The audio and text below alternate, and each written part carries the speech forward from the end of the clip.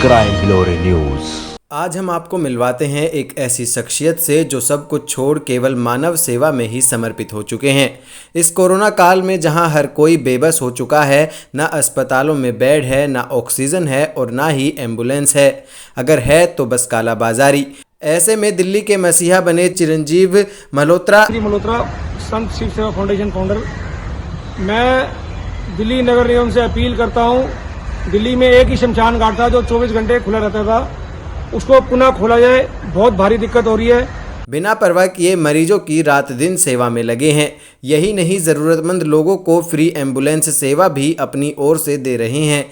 दिल्ली में कोरोना से मरने वालों की बढ़ती संख्या के बीच अस्पताल से शव को शमशान घाट तक पहुंचाने के लिए एम्बुलेंस मिलना दुश्वार हो गया है। कोरोना काल में एम्बुलेंस मैन बने मसीहा जान की परवाह किए बिना कर रहे लावारिस शवों का अंतिम संस्कार। दिल्ली में कोरोना से मरने वालों की बढ़ती संख्या के बीच अस्पताल से शव को शमशान घाट तक पहुंचाने के लिए एम्बुलेंस मिलना दुश्वार हो गया है। ऐसे में जिन शवों को कोई हाथ नहीं लगा रहा है, उनकी दिल्ली के एम्बुलेंस मैन मदद कर रहे हैं। दिल्ली के करोलबाग निवासी चिरंजीव मल्होत्रा अब तक 1200 शवों का अंतिम संस्कार कराने में लोगों की मदद कर चुके हैं। हमारी टीम लगातार दिन रात कोरोना पेशेंट की सेवा में लगी हुई है और कोविड की डेड बॉडी जिनको कोई हाथ नहीं लगाता, ऐसा गंदा समय हमने देखा नहीं कि परिवार के लोग उनको छोड़कर जा रहे हैं। वो कह रहे हैं कि हमारा पूरा परिवार पॉजिटिव है और आप लोग खुद ही इनका संस्कार कर दीजिए। और हमारी टीम, हमारे वॉरियर्स पूरे इसके लिए इस सेवा में लगे हुए हैं। कहीं भी आपको कोरोना पॉजिटिव लावारिस डेड बॉडी मिले तो आप बता सकते हैं। हमारी टीम का हम लोग बिल्कुल उनका निःशुल्क संस्कार करते हैं। हालांकि उनकी बेटी अपने पिता को रोकती है, लेकिन मल्होत्रा का मानना है कि हर कोई घर बैठ जाएगा तो लोगों की मदद कौन करेगा। नए कोरोना संक्रमण बढ़ने के बाद से ही मल्होत्रा हर दिन 30 से अधिक शवों का अंतिम संस्कार कर रहे हैं। इनमें वो शव भी शामिल हैं जिनको कोई नहीं होता। साथ ही ऐसे शवों को भी अंतिम संस्कार कर रहे हैं जिनके परिजन हाथ लगाने से डरते हैं। चिरंजीव मल्होत्रा ने बताया कि हम अभी तक कोविड के 600 से अधिक शवों का अंतिम संस्कार कर चुके हैं। इनके अलावा जो लावारिस शव होते हैं उनका भी हम ही अंतिम संस्कार करते हैं। मल्होत्रा अस्पताल से शवों को अपनी एम्बुलेंस से शमशान घाट ले जाते हैं और पूरे रीति रिवाज के साथ अंतिम संस्कार कराते हैं। जिन लोगों के पास पैसों की दिक्कत होती है वे उनसे पैसे नहीं मांगते, बल्कि सारा अंतिम संस्कार में इस्तेमाल होने वाला सामान खुद दिलाते हैं। इनकी बेटा हॉस्पिटल में सीरियस है और इनकी बहू की डेथ हो गई है। वो छोटे छोटे 3 साल के बच्चे हैं। इसका गुनहगार किसको माना जाए? प्रशासन को, सरकार को।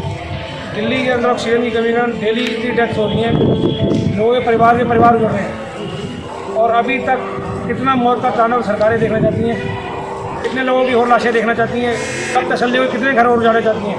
चिरंजीवी ने बताया कि पूरे के पूरे परिवार संक्रमित हैं। ऐसे में वो तो हाथ लगा नहीं सकते तो हम उनकी मदद कर देते हैं। कई ऐसे लोग भी हैं जो विदेशों में रहते हैं, लेकिन यहाँ किसी परिजन की मृत्यु हो गई है तो हम उनका भी अंतिम संस्कार कर देते हैं।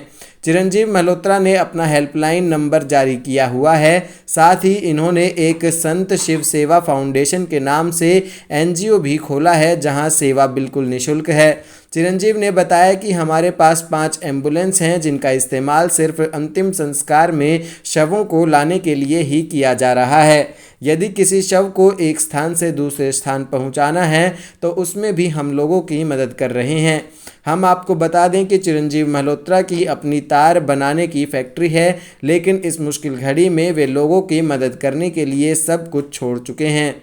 दिल्ली में हालात देखते हुए चिरंजीव मल्होत्रा ने उत्तरी दिल्ली नगर निगम और दिल्ली प्रदेश अध्यक्ष आदेश गुप्ता से अपील भी की है कि वे निगम बोध घाट को 7 दिन 24 घंटे खोलें, जिससे शवों का अंतिम संस्कार में देरी ना हो, ना ही अंतिम संस्कार में घंटों देरी हो, क्योंकि ज़्यादातर शव कोविड ग्रस्त हैं। देरी से और ज़्यादा महामारी फैल सकती है। गरीबी होने का विशाप है क्या?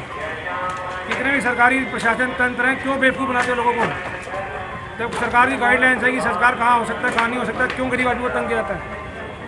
अरे बोलना चाहोगे? बोलो, कितना परेशान हो, कितना परेशानी बताओ। जी हमारा परेशानी यही है कि हम आए थे यहाँ पे और हॉस्पिटल में गए तो डॉक्टर लोग कहता है यहाँ पे बेड खाली नहीं है। बेड खाली था फिर भी भर्ती नहीं कर रहा था। फिर बहुत कोशिश करने के बाद जो है भर्ती किया और जो है उनके बाद उनको कह रहे हैं कि आईसीयू में ले जाओ, आईसीयू में ले जाओ। और मेरे को भेज दिया कि जाओ ब्लड लेके आओ, अपना ब्लड जो दे के और ब्लड लेके आना। तो हम चले गए उधर, हमारा परिवार वहीं पे था और उसके बाद हम ब्लड लेने चले गए और हमारे परिवार को जो है वहाँ बैठा के गए थे। और इनको जो है हमारे जाने के बाद बोलते हैं कि तुम बाहर हो जाओ, हम इनको चेक कर रहे हैं। कौन सा अस्पताल था? ये कालावती हॉस्पिटल में इमरजेंसी में। और जो इनको जो बाहर कर दिए और पता नहीं वो क्या ऑक्सीजन वगैरह लगा था वो सब हटा दिए। और उसके बाद हमको बुला लिए कि आ जाओ जल्दी। फिर जब मैं आया तो कह रहे हैं कि अब तुम्हारा बच्चा नहीं है। मेरी बहन, इसकी मम्मी ये बोली यही सब ये गलत है। इसको नेगलेंसी नहीं कहेंगे, इसको मर्डर कहेंगे। मतलब गरीब आदमी है, अगर गरीब शरीफ आदमी, अनपढ़ आदमी है तो उसका मतलब ये कुछ नहीं है। उनके गैस पाइप हटा दी, ऑक्सीजन ले पाइप के उत्तर होकर मर गए। इस माँ से पूछो क्या बीत रही होगी। कुछ शर्म कर लो, जितने भी लोग देख रहे हैं काला बाजारी बंद करो। मरना सबने है, जिसका जाता है जो मरता है उसको दुख होता है, बहुत तकलीफ होती है। ये काला बाजारी मत करो, गरीबों की है सहन नहीं कर पाओगे। मणि आर्या, क्राइम हिलोरे न्यूज़, दिल्ली। हमसे जुड़े रहने के लिए हमारे YouTube चैनल को सब्सक्राइब करें और नई वीडियो की नोटिफिकेशन के लिए बेल आइकॉन को दबाएं। अगर आप ये वीडियो Facebook पर देख रहे हैं तो लाइक जरूर करें और ज्यादा से ज्यादा शेयर करें। धन्यवाद।